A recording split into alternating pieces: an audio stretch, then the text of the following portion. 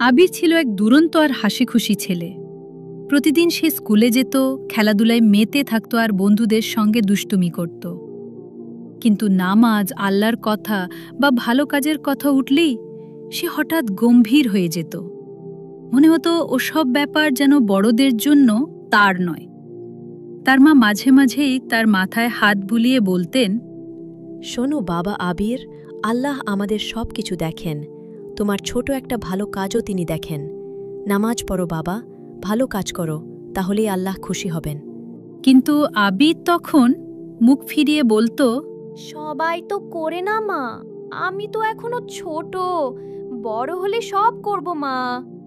একদিন বিকেলে আবির উঠোনে বসে দাদুর সঙ্গে গল্প করছিল। আবির, তুমি জানো, কবর হলো আখিরাতের প্রথম ধাপ। মানুষ দুনিয়াতে যেমন কাজ করবে, কবরেও সে তেমন ফল পাবে। ভালো কাজ করলে শান্তি, আর খারাপ করলে শাস্তি। আবির জিজ্ঞেস করে, মানে দাদু, কবরেও শান্তি আর শাস্তি হয়? হ্যাঁ দাদু, যারা ভালো কাজ করে, নামাজ পড়ে, মানুষের উপকার করে, তাদের কবর হয় জান্নাতের বাগানের মতো। আর যারা খারাপ কাজ করে, মানুষকে ঠকায়, নামাজ ছেড়ে দেয়, তাদের কবর হয় জাহান্নামের গর্তের মতো ভয়ঙ্কর। সেই রাতে আবি ঘুমিয়ে পড়ে। কিন্তু সেই ঘুমটা ছিল অদ্ভুত, যেন বাস্তব আর স্বপ্নের মাঝামাঝি কিছু। হঠাৎ সে দেখে সে অজানা এক জায়গায় দাঁড়িয়ে আছে। সামনে বেশ কিছু কবর, চারপাশে অন্ধকার, কুয়াশা আর নিস্তব্ধতা। হাওয়া বইছে ধোঁয়া নিয়ে। তখনই বিকট শব্দে একটি কবর ফেটে যায় তার সামনে। ভয়ঙ্কর আগুন বেরিয়ে আসছে ভেতর থেকে। আবির আতঙ্কে পেছনে সরে যায়, কাঁপতে কাঁপতে বলে, আল্লাহ, আমি এখানে কেন? এই ভয়ঙ্কর দৃশ্য কেন দেখছি আমি? হঠাৎ তার চোখের সামনে এসে দাঁড়ায় এক রহস্যময় বৃদ্ধ। চেহারায় দৃঢ়তা আর গলায় গাম্ভীর্য। তিনি বললেন, এটা সেই মানুষের কবর যে নামাজ ঠিক মতো পড়ত না, মানুষকে ঠকাতো আর মুখে কটু কথা বলতো। তার কবর আজ আগুনের ঘর। হঠাৎ তার চোখে পড়ে একটি কবর থেকে আলো বের হচ্ছে। সেখানে পাখির ডাক, ফুলের ঘ্রাণ আর শান্তির পরশ। আবির কৌতূহলে জিজ্ঞেস করে, এই কবরটা কার? এটা সেই মানুষের কবর যে গোপনে সদকা করত, 5 ওয়াক্ত নামাজ পড়ত, কাউকে কষ্ট দিত না। আল্লাহ তার জন্য কবরকে জান্নাত বানিয়ে দিয়েছেন। আবির এগিয়ে গিয়ে সেই কবরের পাশে দাঁড়ায়। তার বুক ভরে ওঠে শান্তিতে।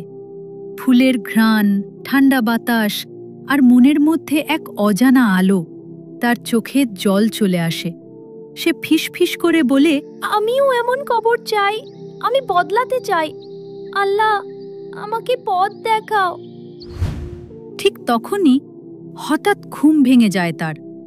সে উঠে বসে নিজের বিছানায়। হৃদয় কাঁপছে, চোখে এখনো অশ্রু।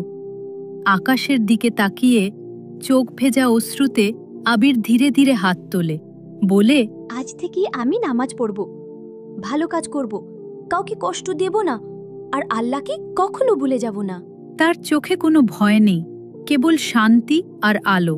যেন রাতের সেই স্বপ্ন তার ভেতর থেকে সব অন্ধকার দূর করে দিয়েছে। ঠিক তখনই ঘরের দরজার কাছে দাঁড়িয়ে থাকা দাদু ধীরে ধীরে এগিয়ে আসেন। তার মুখে এক গর্বিত হাসি।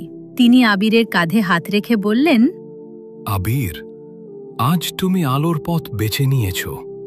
এই পথই তোমাকে জান্নাতের দিকে নিয়ে যাবে ইনশাআল্লাহ। আল্লাহ তোমার ভালো নিয়ত ও চেষ্টা কখনো বৃথা যেতে দেবেন না। সত্য ও ভালো কাজে অটল থাকো, তাহলেই আল্লাহ তোমার কবরকে আলোয় ভরে তুলবেন। আবির চুপচাপ মাথা নেড়ে সম্মতি জানায়।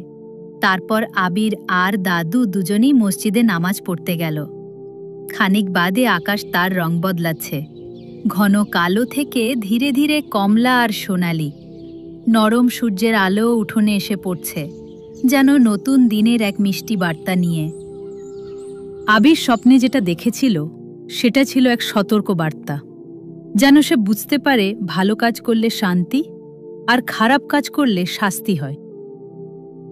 নতুন নতুন ইসলামিক ভিডিও পেতে আমাদের চ্যানেলটি সাবস্ক্রাইব করতে ভুলবেন না।